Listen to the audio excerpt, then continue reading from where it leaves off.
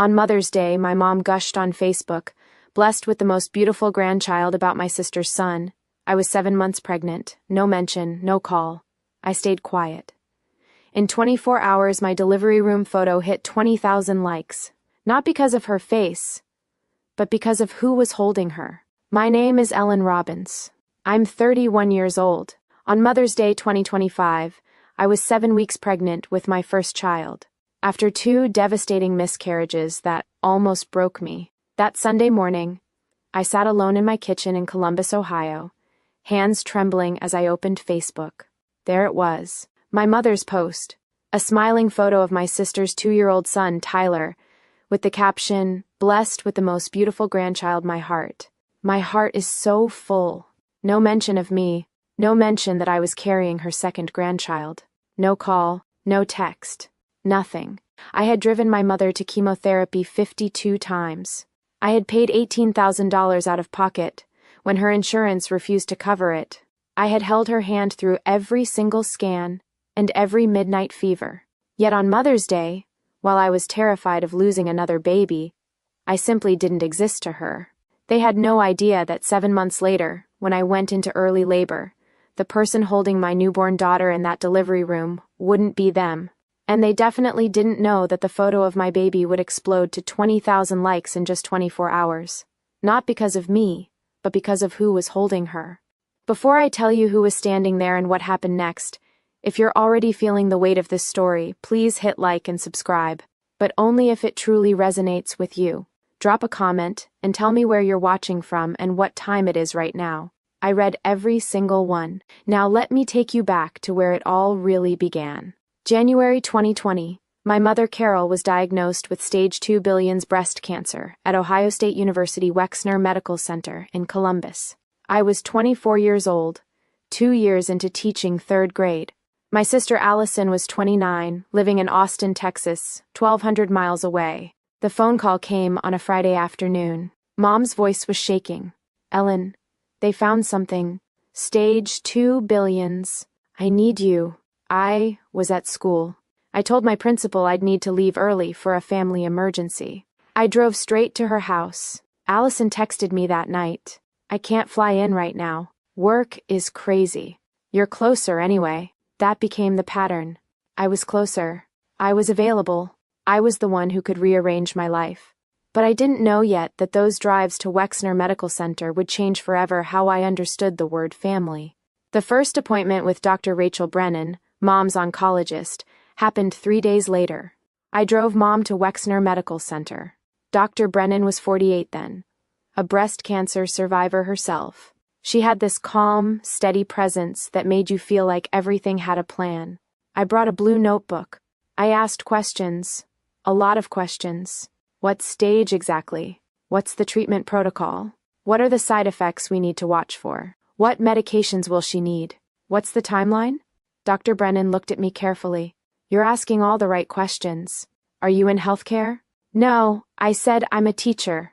I just need to understand everything." Mom sat there quietly. She didn't ask much. She just looked scared. Dr. Brennan nodded. "Your mother is lucky to have you." Mom didn't say anything. I filled that blue notebook with over 200 pages of notes over the next 2 years. Treatment plans, side effects, medication schedules, everything. The chemotherapy started in February 2020, every 2 weeks for the first year, then monthly. I drove her to 52 appointments, not 50, not 55, 52. I counted because I saved the parking receipts. Each appointment took between 4 and 6 hours. Sit in the infusion room. Watch the IV drip. Hold her hand when the nausea hit. Drive her home. Make sure she got inside safely. Let me tell you what one of those appointments was really like. The infusion room at Wexner smelled like chemical disinfectant, mixed with something sweet and metallic. The fluorescent lights hummed. Mom sat in a blue recliner with an IV line in her left arm. I sat next to her with my blue notebook. Around us, other patients slept or stared at their phones. The chemo dripped slowly. Drip, drip, drip. Each drop supposed to save her life, but making her feel like she was dying. After the first hour, she'd start feeling nauseous. I'd hold a basin, Sometimes she threw up. Sometimes she just dry heaved. I'd rub her back and whisper, "You're doing great, Mom. Almost done." I was a third-grade teacher, but in those moments, I was learning to be a nurse, a mother, and a daughter all at once. I met Nathan Robbins during this time. He's a firefighter and EMT. We met at a coffee shop near the hospital. He saw me studying my notebook, asked what I was working on. I told him I was taking care of my mom through cancer. He didn't run. Most guys would have. He stayed. In 2021, Mom needed surgery. Allison flew in for that.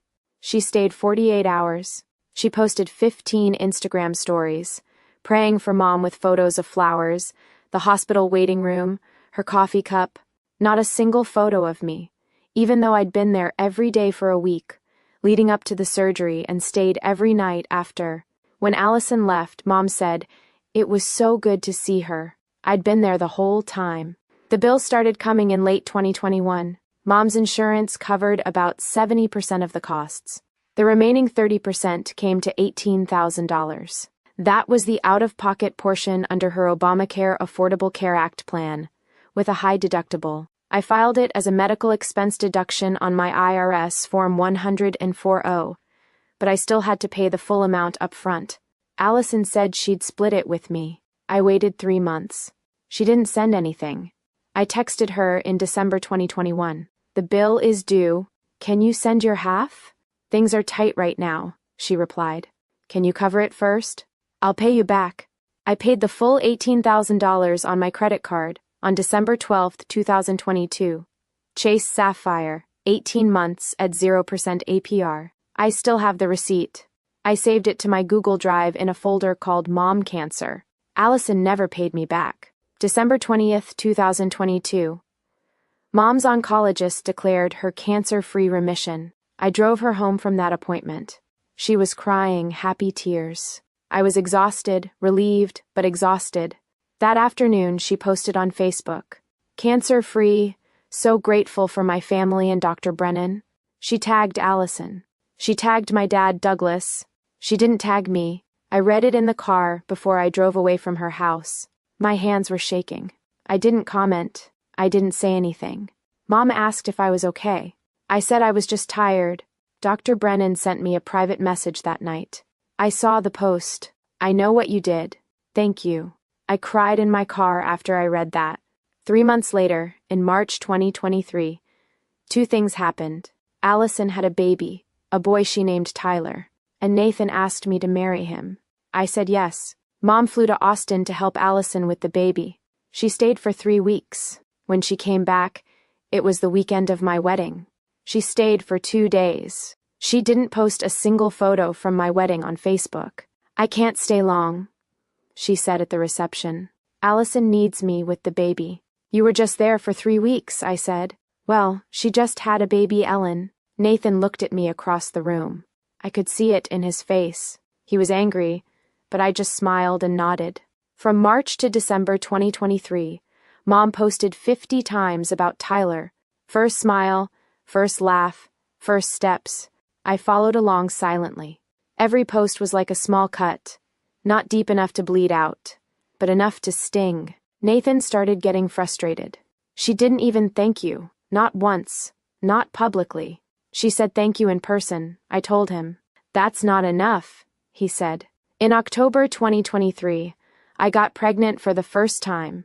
I didn't tell anyone except Nathan. I wanted to wait until 12 weeks until it felt safe. I didn't make it to 12 weeks. I didn't know then that this pain was just the beginning of greater shocks ahead. November 18th, 2023. I miscarried at 9 weeks. It was a Saturday. Nathan held me on the bathroom floor. There was blood. So much blood. I knelt down to clean the floor while Nathan hadn't made it home yet from his shift at the fire station. Blood mixed with tears on the white tile. I whispered, "I'm sorry, baby. Mommy's so sorry." When it was over, I called my mother. "Mom," I said, "I lost the baby." There was a pause. Tyler was crying in the background. She was visiting Allison again. "Oh, honey, I'm sorry," she said. Her voice sounded distracted. "But you're young? You can try again." "I have to go. Tyler's crying." The call lasted 3 minutes and 12 seconds.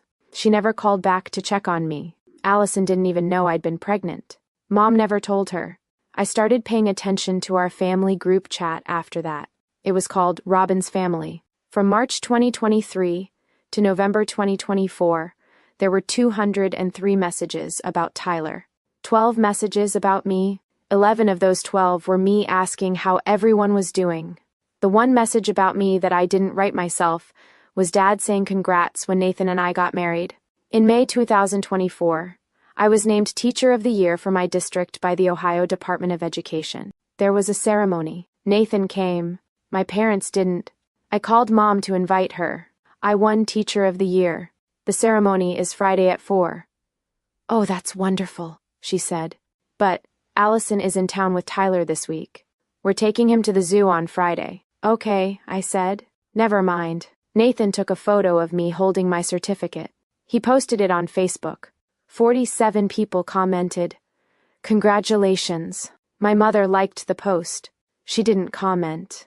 I got pregnant again in June 2024. This time, I didn't tell my mother. I only told Nathan and Dr. Brennan. Yes, Dr. Brennan. Over the 2 years of Mom's treatment, Dr. Brennan and I had stayed in touch. She checked in on me. She knew I'd miscarried. When I told her I was pregnant again, she said, "I'm here if you need anything."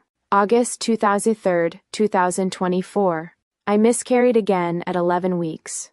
I was in my kitchen making breakfast. The bleeding started.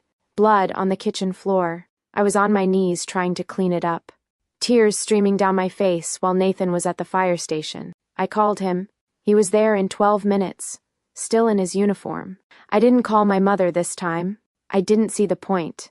Dr. Brennan came to the hospital. She sat with me for an hour. She didn't say much. She just sat there. That meant more than any words. I'm not telling them anymore. I told Nathan that night. They don't get to know.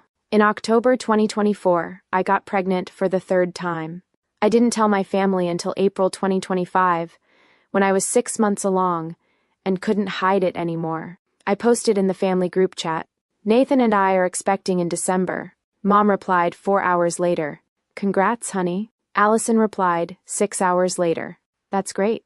Dad replied 10 hours later, "Good news." That was it.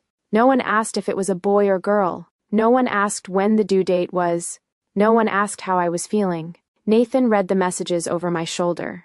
He picked up my phone and threw it across the room. "Are you kidding me? This is how they react?" I picked up the phone. The screen was cracked. "I told you," I said. "They don't care." In early May, my friends threw me a baby shower. I invited Mom and Allison. Mom said she couldn't come. "I'm already flying to Austin that weekend," she said. "Tyler has his 2nd birthday party on the 5th. My baby shower was May 3rd. Tyler's birthday was May 5th. She chose Tyler. 23 people came to my baby shower. There were 2 empty chairs at the family table, one for Mom, one for Allison. My friend Sarah asked, "Where's your family?" "They had other plans," I said. And then came Mother's Day, May 11th, 2025. I was 7 weeks pregnant, still in that terrifying first trimester where anything could go wrong. I'd told my mother about the pregnancy 3 weeks earlier. She knew. That Sunday morning, I woke up and checked my phone, 8:02 a.m. My mother had posted a photo of Tyler hugging her. The caption said, I sat in my kitchen and read it 3 times. Nathan was making breakfast. I didn't say anything. I placed my hand on my stomach, trying to feel for a heartbeat, even though the doctor said it was still too early. Tears fell without sound, because I was afraid to disturb Nathan frying eggs. No call from my mother that day. No text. Nothing. By noon, the post had 147 likes and 38 comments. People saying, "You're so blessed and what a beautiful grandson." One comment stood out. Someone asked, "Is this your only grandchild?" Mom replied, "Yes, my first." I took a screenshot at 8:06 a.m. I saved it to a folder I'd created called Evidence. Nathan saw me looking at my phone. "Ellen, I'm fine." I said, "Do you want me to call them?" "No." I said, "Let them enjoy their day." 3 of my friends messaged me privately. "Did you see your mom's post?" "Yeah," I replied to each one. I didn't explain. If you've ever felt invisible in your own family, comment, "I see you right now." I'm reading every single comment. That night, I lay in bed and thought about calling her. I even typed out a text. "Thanks for remembering me today, Mom." I deleted it. The next week, I did something I'd been avoiding. I organized every piece of evidence I had. Every screenshot, every receipt, every email. I had a folder for this cancer treatment. 52 documents showing every appointment, bank statements showing the $18,000 payment, gas receipts totaling over $3,000, time off requests from work showing I'd taken 8 unpaid days to care for her after surgery. That cost me $2,200 in lost wages. I had a folder for family posts, 30 screenshots of Mom's Facebook posts about Tyler, 0 posts mentioning my pregnancy, the Mother's Day post, the only grandchild comment from November 2024 when I was already 8 months pregnant. I had a folder for text messages, 15 conversations where I reached out and got one-word replies, or nothing at all. Nathan found me at my laptop at midnight. "What are you doing?" "I'm not doing this to hurt them," I said. "I'm doing this so I never forget my worth." "What are you going to do with all this?" "I don't know yet," I said. "But when the time comes, I'll be ready." In late May, I met Dr. Brennan for coffee, not a medical appointment, just coffee. I told her about Mother's Day. I told her about the post. I told her about feeling invisible. Dr. Brennan listened. Then she told me something I didn't know. When she was going through her own cancer treatment 15 years ago, her family abandoned her. Her mother stopped calling. Her sister said she was too busy to help. "Ellen," she said, "you gave your mother life twice, once when you were born, and once when you saved her from cancer. She owes you truth." "I don't want her to owe me," I said. "I just want her to see me." Dr. Brennan looked at me across the table. "When your baby comes, who do you want in that room?" I didn't hesitate. "You, Nathan, that's it." "Then I'll be there," she said. Nathan had a conversation with Dr. Brennan that I didn't know about until later. He sent her an email on May 2005. The subject line was, "Emergency contact, the only person I trust when blood family can't be trusted." He wrote, "Ellen trusts you more than her own family. If something happens during delivery, you're my first call." Dr. Brennan replied, "I'm honored, and I'll be there." Between June and November, Mom posted 12 more times about Tyler, his birthday party, his first day of preschool, his Halloween costume as a little superhero, 0 posts about my pregnancy, 0 questions about how I was feeling.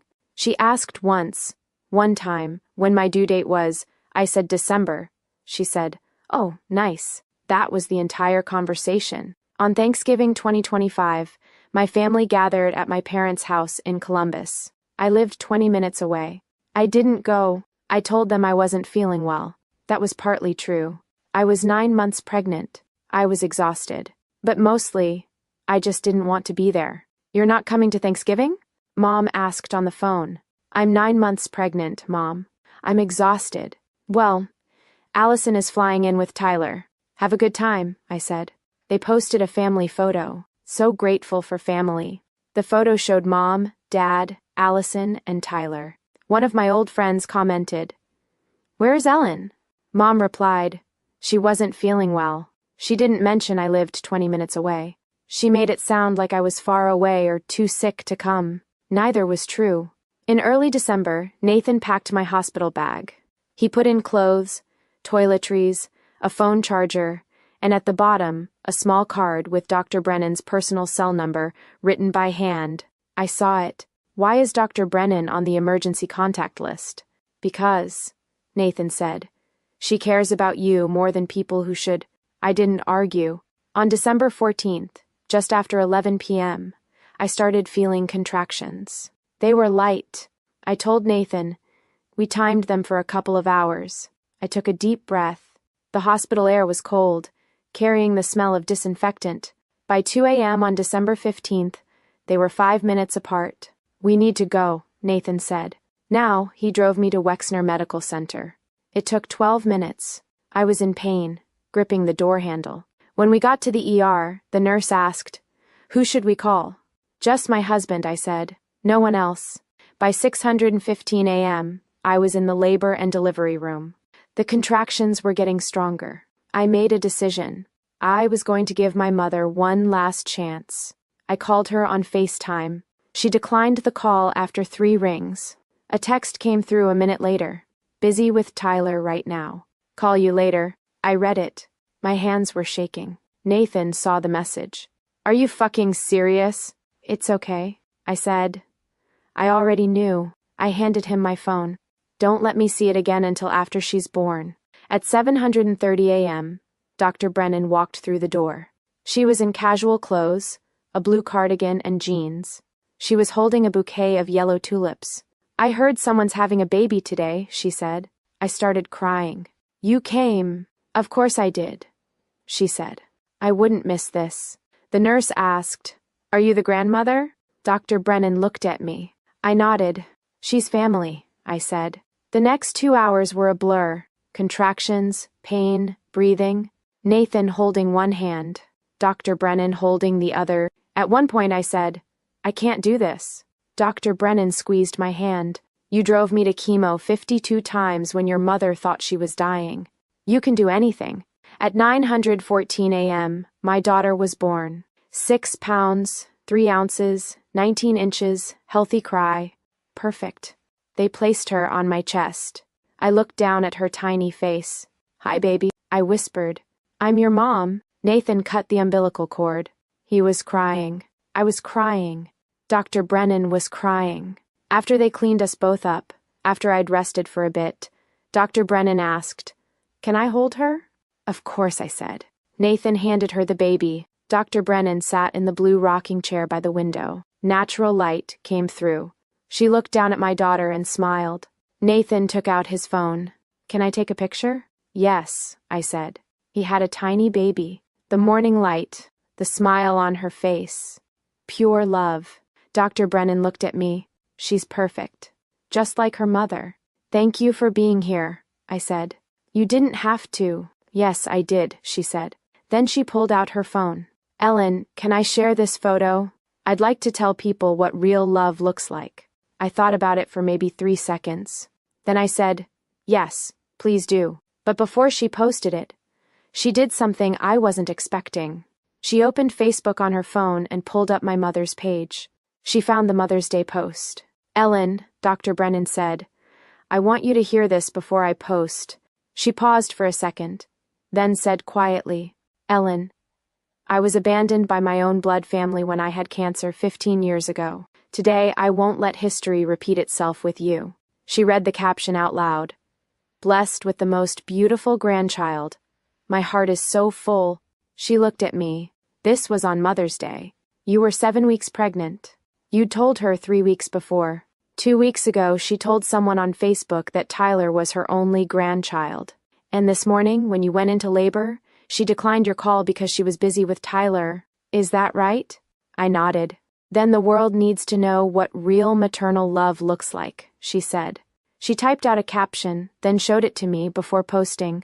It said, 2 years ago, Ellen Robbins sat in my office and asked every right question to save her mother's life. She drove her mother to chemotherapy 52 times. She paid $18,000 out of pocket, when insurance wouldn't cover it. She never missed an appointment.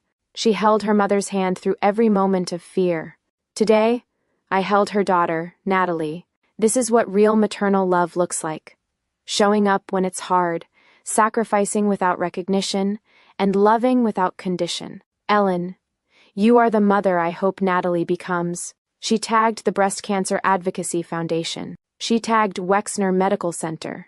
She set the location as Ohio State Wexner Medical Center, labor and delivery. Post it, I said. She posted it at 2:07 p.m. on December 15, 2025. Within 15 minutes, it had 50 likes. Within 30 minutes, 150. Within an hour, 500. Dr. Brennan had 5,000 friends on Facebook, the maximum allowed, plus another 30,200 followers. The 2025 Facebook algorithm prioritized posts from verified medical professionals and posts with high early engagement, pushing her content to the top of news feeds across the medical community and cancer survivor networks. By 3 p.m., the post was being shared in oncology nurse groups. By 6 p.m., it was the first time I was in the hospital. The comments started coming in fast. I've seen this too many times. Caregivers who give everything and get nothing back. Thank you for naming it.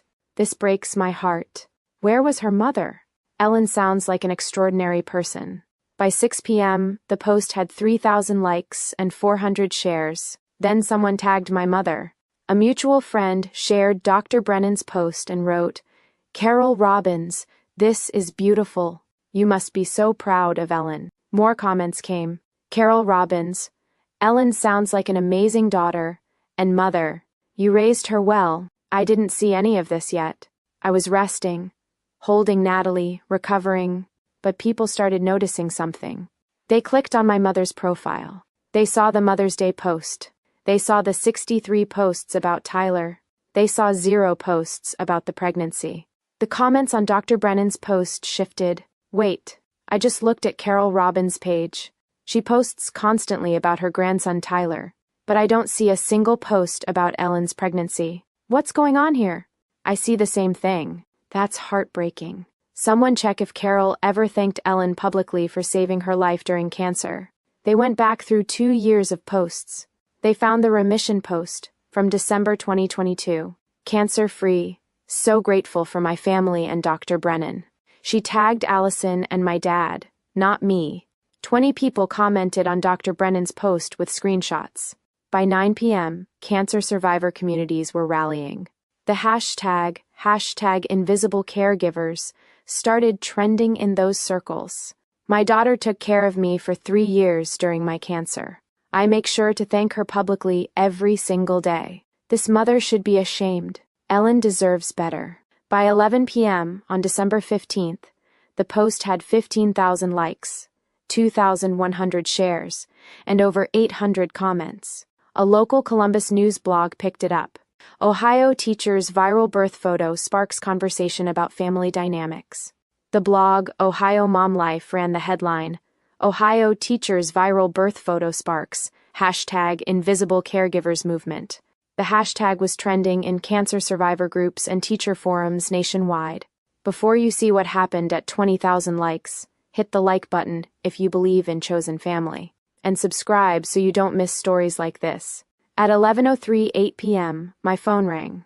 It was my mother. I looked at the screen. Nathan was sitting next to me. "You going to answer?" "No," I said. She left a voicemail. I listened to it the next morning. "Ellen, people are tagging me in some post about you and the baby. I don't understand what's going on. Call me back. I didn't know that. I just wanted to read a book about it."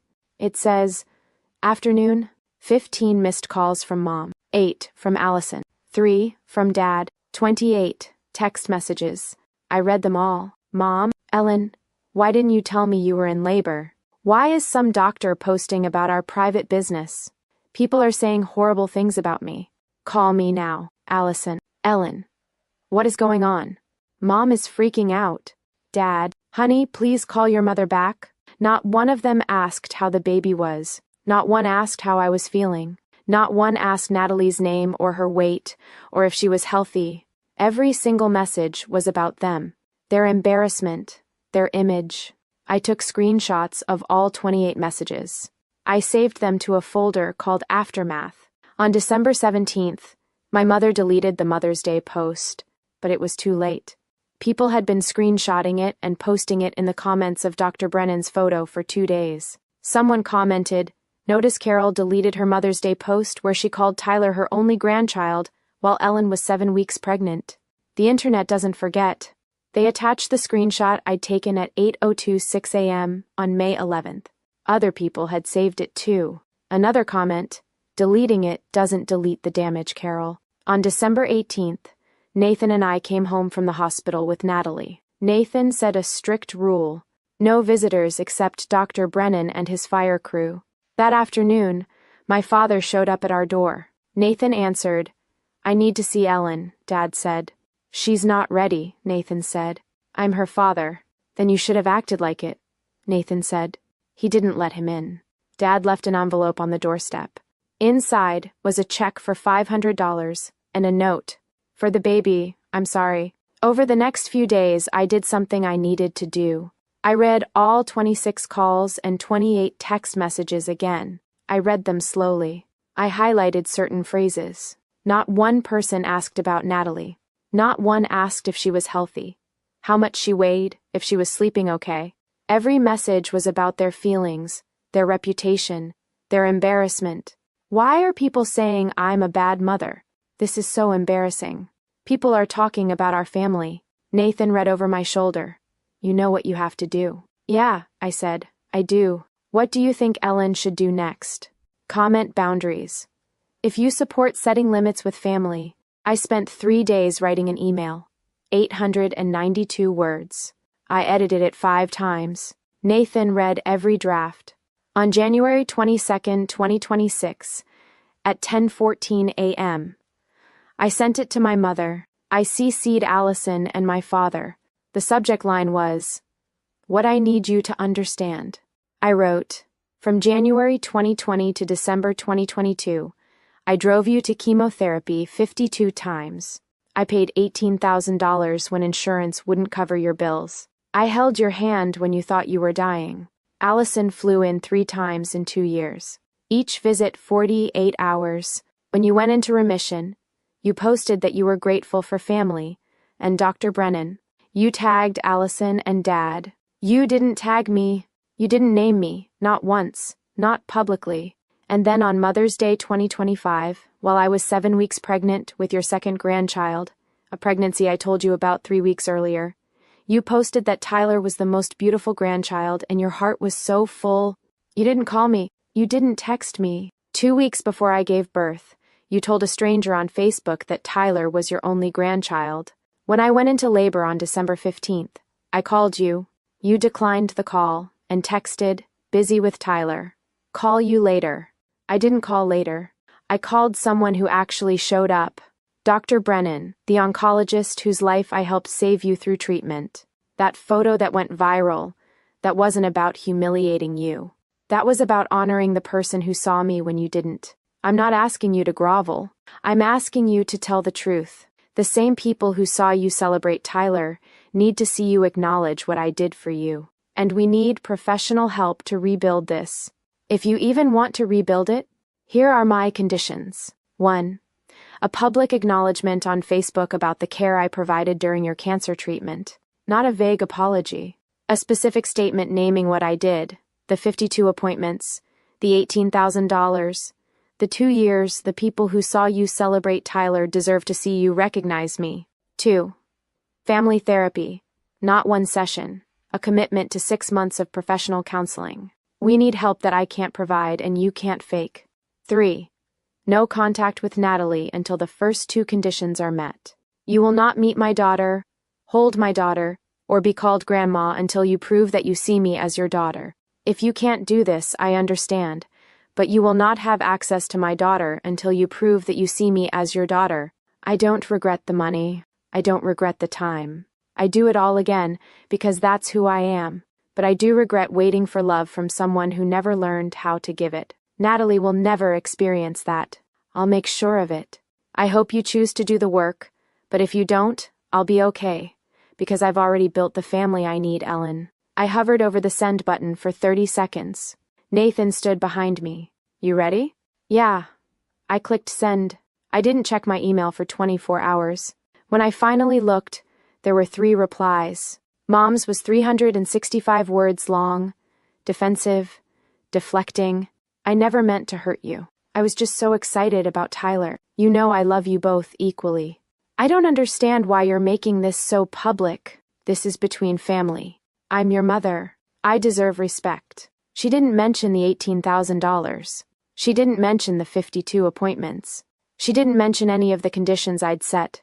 She just defended herself and asked for respect. Allison's was shorter. I didn't know it was this bad. I'm sorry you feel this way. Not sorry for what she did. Sorry I felt bad. Dad's was different. Can we talk in person? I want to make this right. I read all 3.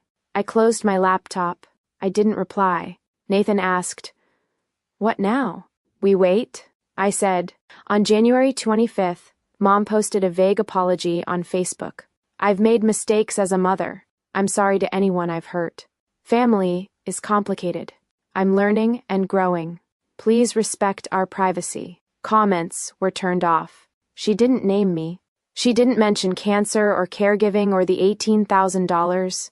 It was the kind of apology that says nothing. I sent her a reply. That's not the acknowledgement I asked for. I asked you to name what I did. The 52 drives. The $18,000. The 2 years. Saying I made mistakes is not the same as saying Ellen saved my life. I'm not trying to punish you. I'm trying to give you a chance to see me. But you have to actually do the work. She read it. She didn't reply for 3 days. On January 28th, she posted again. This time, it was real. I need to say something I should have said years ago. My daughter Ellen took care of me through breast cancer from 2020 to 2022. She drove me to 52 chemotherapy appointments. She paid $18,000 when I couldn't. She never left my side. I didn't thank her the way I should have. I didn't acknowledge her sacrifice publicly. I was wrong. I'm sorry, Ellen. And I'm working to be better. She tagged me. She left comments on. It was public. The post got 340 likes and 78 comments within an hour. Most of them said, "It's about time." Some said, "I hope Ellen forgives you." A few said, "This took courage." I read it 3 times. I cried. Nathan asked, "Is that enough?" "It's a start," I said. The next day, January 29th, Mom sent me an email with links to 3 family therapists in Columbus. I found these. "Will you come with me?" I replied, "Yes, but I need you to commit to 6 months like I said." She replied within an hour. "I will. I promise." We booked the first session for February 10th, 2026 at 2 p.m. Dr. Helena Foster at Columbus Family Therapy Center. Allison sent 5 more emails over the next week. All of them said some version of, "I didn't know." None of them said, "I should have shown up." On January 30th, I sent her one final message. "You knew I existed. You chose not to ask. That's enough for me to know. Goodbye, Allison." I blocked her number. I unfriended her on Facebook. I was done. Nathan asked, "You okay with cutting her off?" "She cut me off first," I said. "I'm just making it official. Dad was different." He sent a private message. "I should have protected you from your mother's favoritism. I didn't. I'm a coward. I'm sorry. I don't expect forgiveness, but I want to do better." I wrote back, "I appreciate that, but you have to show it, not just say it. Can I meet Natalie?"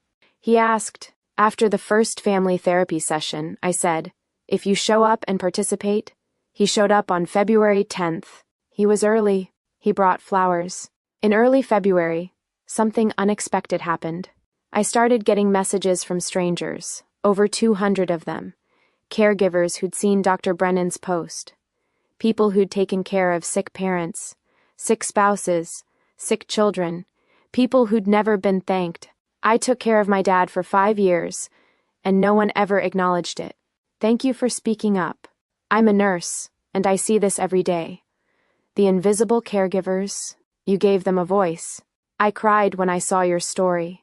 I felt seen for the first time. I forwarded 20 of those messages to Dr. Brennan. She told me her foundation had received over $15,000 in donations in 2 weeks because of the post. "You started something important, Ellen," she said. "I just told the truth," I said. Dr. Brennan came to visit us every week in February. She'd bring coffee, sit with me and Natalie, give me parenting tips, hold the baby while I showered or napped. One afternoon, she was holding Natalie in the rocking chair. "She looks like you," she said. "Everyone says she has Nathan's nose. But she has your strength," Dr. Brennan said. "I can tell already." I asked her something I'd been thinking about for weeks. "Can Natalie call you Grandma Rachel?" Dr. Brennan looked up at me. Her eyes were wet. "I'd be honored." On February 8th, Nathan's fire crew threw us a late baby shower. 15 firefighters and their wives showed up at our house. They brought gifts worth probably $800. Diapers, clothes, a cribmobile, a meal train for 2 weeks. The fire captain, a guy named Mike, handed me an envelope. "Nate's family. So you and Natalie are family too." One of the firefighters' wives pulled me aside. She was a teacher too. "We look out for our own," she said. "You're not alone." I cried again. I'd been crying a lot, but these were different tears. In mid-February, I went back to teaching. My third graders had made 23 handmade cards. "Welcome back, Miss Robbins." They'd drawn pictures of babies, hearts, flowers. One of my students, a little girl named Emma, handed me a card that said, "You're the best mom and the best teacher." I hung all 23 cards on my classroom wall. One evening in late February, I sat alone with Natalie. Nathan was at the fire station on a 24-hour shift. Snow was falling outside our window in Columbus. Light, soft flakes. Natalie was 7 weeks old, the same age I'd been pregnant on Mother's Day. I held her in the rocking chair, the same blue chair Dr. Brennan had sat in when she held Natalie for the first time. "Grandma Carol is trying," I whispered to her. "I don't know if we'll ever be close, but I want you to know something. I'll never make you earn my love. You already have it, all of it, just because you exist." I looked at the snow. I thought about the last year, the Mother's Day post, the 52 drives to chemo, the $18,000, the deleted FaceTime call, the viral photo, the 20,000 likes, the email, the boundaries. I got up and walked to my desk. I opened the drawer where I'd kept the hospital bill, the one from December 12, 2022, $18,000. I looked at it one last time. Then I put it back in the out loud. I walked back to the rocking chair. Natalie was asleep in my arms. I thought about my family, the real one. Nathan, who'd been there through 2 miscarriages and never left. Dr. Brennan, who showed up when my own mother didn't. The fire crew, who brought meals and gifts and called us family. My students, who made cards with their small hands. My friends, who asked the right questions and didn't look away. Nathan had asked me once if I was going to let Mom back in. I told him maybe, but she doesn't get to be Grandma until she earns it. Dr. Brennan is Grandma Rachel. Mom is Carol. For now, I made a list in my head. Natalie's family, Nathan, Daddy, Grandma Rachel, Uncle Fire Crew, Miss Ellen's students, Carol, conditional. That was our family.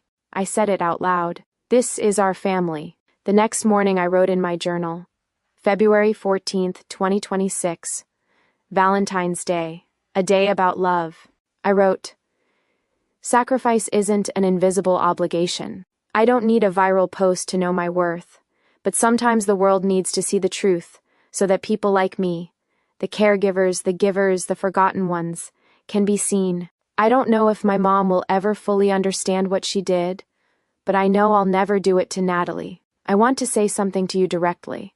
If you're taking care of someone who doesn't acknowledge you, you have permission to stop. You have permission to set boundaries. You have permission to choose your own family. Blood doesn't give anyone permission to make you invisible. And if they don't see you, find the people who will. They're out there, I promise." Dr. Brennan told me something that changed everything. Family isn't who raised you. It's who shows up. And now I choose the people who show up.